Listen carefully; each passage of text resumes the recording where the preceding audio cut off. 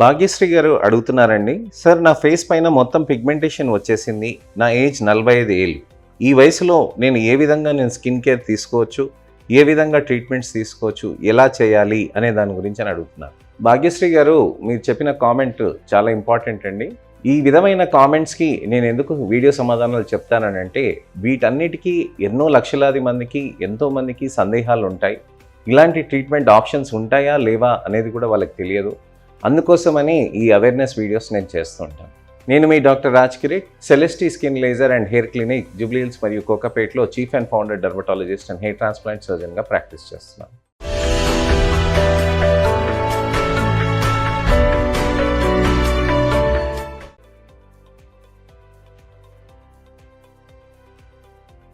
చాలామందికి 40 ఏళ్ళు దాటిన తర్వాత పిగ్మెంటేషన్స్ మొదలవుతాయండి. వాళ్ళకి ఆ పిగ్మెంటేషన్స్ మొదలైనప్పుడు వాళ్ళు సరిగ్గా చూసుకోరు. ఎందుకనంటే జీవితంలో ఇతరత్ర ఉన్నాయి, ప్రయారిటీస్ ఉన్నాయి, దాన్ని బట్టి దీన్ని నెగ్లెక్ట్ చేస్తూ ఉంటారు. అయితే మనం గమనించాల్సింది ఏంటంటే, చిన్నపాటిగా పిగ్మెంటేషన్స్ వచ్చినప్పుడు మనం సన్ స్క్రీన్స్ అనేది వాడాల్సిన అవసరం ఉంటుంది. సన్ స్క్రీన్స్ అనేటివి 30 SPF కానివ్వండి, 50 SPF కానివ్వండి, దానికంటే అబోవ్ అయిన సన్ స్క్రీన్స్ అయినా కూడా వాడొచ్చు అనమాట. ఇలా వాడుతున్న సన్ స్క్రీన్స్ని ఖచ్చితంగా మనం ఆ ట్రీట్మెంట్స్ చేసుకుంటూ, అలానే మనం రాత్రిపూట మాయిశ్చరైజర్స్, దాంతోపాటు సీరమ్స్, అలానే face wash, glutathione, vitamin C కాంబినేషన్లో ఉన్న ట్యాబ్లెట్స్ని మనం వాడుకోవచ్చు అన్నమాట. సో ఈ విధంగా మనం వాడుకుంటూ దాని లేజర్స్తో పాటు కూడా మనం చేయవచ్చు. లేజర్స్ అని అంటే మా దగ్గర కొత్త లేజర్స్ ఒకటి మొదలెట్టామండి, బ్లూ లేజర్స్ అని అంటాం అన్నమాట. ఈ బ్లూ లేజర్స్ చేయటంతో చర్మం పైన ఉన్న నలుపుని బాగా కరిగించగలుగుతున్నాం. అంటే మనకి ఆ నలుపు కరిగించటానికని లేజర్స్ బాగా పనిచేస్తాయండి. సన్ స్క్రీన్స్ అనేటివి ఇంకా ఎక్కువ నలుపు కాకుండా కాపాడుతున్నాం. సీరమ్స్, యాంటాక్సిడెంట్ ట్యాబ్లెట్స్, అదే మన గ్లూటథైన్, వైటమిన్ సి కాంబినేషన్ ఉన్న ట్యాబ్లెట్స్ తోటి మన చర్మంలో ఉన్న నలుపు ఎక్కువ కాకుండా ఉంటుంది. అలానే ముఖ్యంగా ఏంటంటే, ఈ ట్యానింగ్ని కరిగించటానికని లేజర్స్ ఎలా ఉంటాయి అని అంటే, లేజర్స్ మన చర్మ కణాలని డ్యామేజ్ చేయకుండా లోపల దాకా వెళ్ళేసి అక్కడున్న నలుపుని కరిగిస్తుంది అనమాట. ఆ నలుపుని కరిగించటంతో ఆ నలుపు మెల్లమెల్లగా బాడీ శరీరంలోకి వెళ్ళేసి దాన్ని బయటికి వెళ్ళిపోతూ ఉంటుంది. సో ఈ మెలనిన్ కరగటానికని కొన్ని నెలల పాటు టైం పడుతుందండి.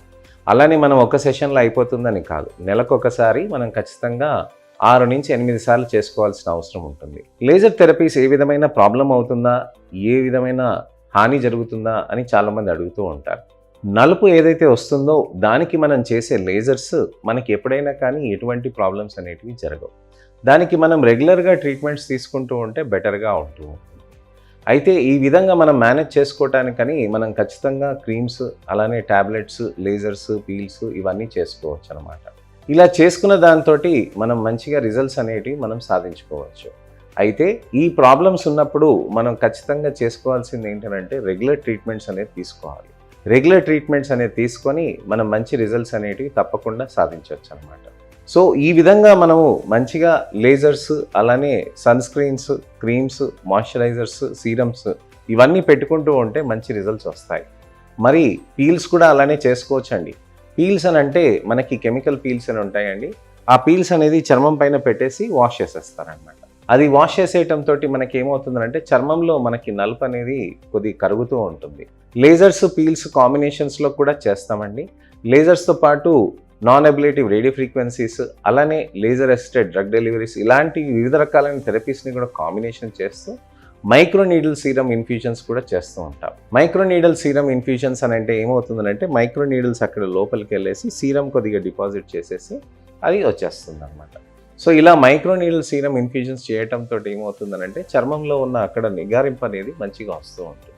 సో ఇలా చేయటంతో చర్మంలో ఉన్న నలుపు మెల్లమెల్లగా కరుగుతూ ఉంటుంది.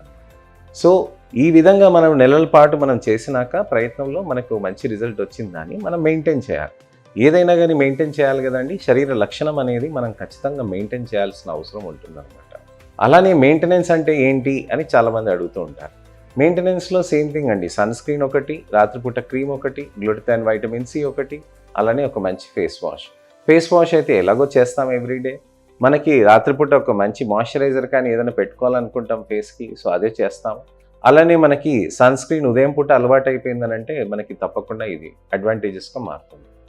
సన్ స్క్రీన్ వాడటంతో పిగ్మెంటేషనే కాదండి, యాంటీ ఏజింగ్ చేంజెస్ని కూడా ఆపుతూ ఉంటుంది. మన దగ్గర రెటినాల్ బేస్డ్ క్రీమ్స్ కూడా కొన్ని ఉంటాయండి. ఆ రెటినాల్ బేస్డ్ క్రీమ్స్ కూడా మనం ఖచ్చితంగా దాన్ని వాడుతూ ఉంటే యాంటీ ఏజింగ్కి కూడా ఆపటానికనే అది హెల్ప్ చేస్తూ ఉంటాయి. అలానే పిగ్మెంటేషన్స్కి కూడా అవి ఆపుతూ ఉంటాయి. సో ఈ విధంగా మనం చేయటానికని మనం ఖచ్చితంగా చేయొచ్చండి. ఇలా మనము నెమ్మదిగా మనం అన్నీ చేసుకుంటూ పోతుంటే మంచి రిజల్ట్స్ అనేటివి కూడా మనం సాధించవచ్చు అనమాట. సో ఇదండి విషయం. మనకి ఖచ్చితంగా మెడిసిన్స్ అనేది వాడుకుంటూ పిగ్మెంటేషన్ అనేది చేయటానికని తగ్గించుకోవటానికని ఎన్ని మార్గాలు ఉన్నాయనేది మనం తెలుసుకున్నాం. ఈ మార్గాలన్నీ ఇంకా డీటెయిల్గా తెలుసుకోవాలంటే నా ఛానల్కి సబ్స్క్రైబ్ చేసి నోటిఫికేషన్ నొక్కారనంటే మళ్ళీ ఒక ఇన్ఫర్మేషనల్ అవేర్నెస్ వీడియోతోటి నేను మీ ముందుకు వస్తాను. ఈ వీడియోని దయచేసి లైక్ చేసి అలానే ఇతరులకి షేర్ చేసి ఎవరికైనా కానీ పిగ్మెంటేషన్ ప్రాబ్లమ్స్ ఉన్నాయి అని అంటే తప్పకుండా వాళ్ళకి మంచి ట్రీట్మెంట్స్ ఆప్షన్స్ ఉంటాయి అనే దాని గురించి మీరు వివరించడానికని ఈ వీడియోని వాళ్ళకి షేర్ చేయండి. నెక్స్ట్ వీడియోలో మళ్ళీ కలుస్తానండి. నేను మీ doctor Raj Kireet, Celestee skin laser and hair clinic, Jubilee Hills మరియు కోకాపేట్లో chief and founder dermatologist and hair transplant సర్జన్గా ప్రాక్టీస్ చేస్తున్నాను. నమస్తే.